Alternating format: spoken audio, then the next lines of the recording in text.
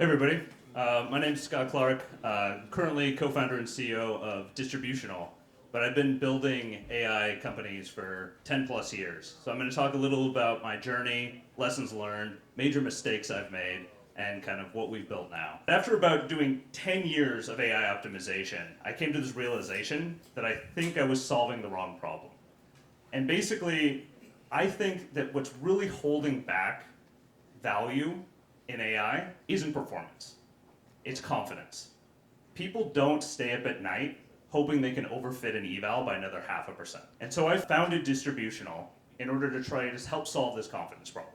And I started out thinking I was building a testing company because I thought, well, how do you get confidence with software? You do it through testing. And as these Gen AI models were getting more prevalent, I thought, you know what? The traditional testing methods aren't going to work. These models are way more chaotic, they are way more non-stationary, and they are becoming inherently complex. So we need a better statistical approach to testing. First off, nobody likes testing. And it turns out, if you write big, complicated statistical tests for them that they can't understand, they like it even less.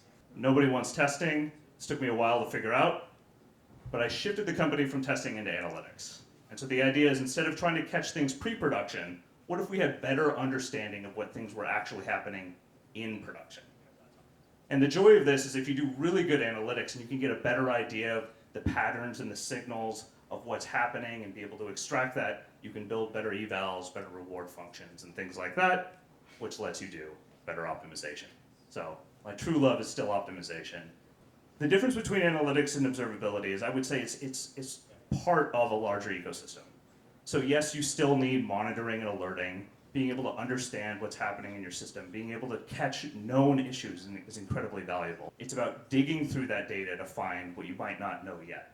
So think about it like user analytics for a traditional web application. We're treating it the same way with agents, but instead of the user being the atomic unit, it's an agent that's traversing some directed graph of tools, etc. And the problem is, if you only look at monitoring, you end up missing a lot of things. Again, it can be really valuable for catching what you already know, but if you don't know what to ask, it's gonna slip through the cracks. But fundamentally, I do believe this is obvious and inevitable, that this is how people are gonna be building agents over time. You need to be able to debug your code as you're building. You need to be able to catch behaviors you care about. There's so many different ways for these systems to break, and being able to catch that without being able to anticipate it is incredibly valuable.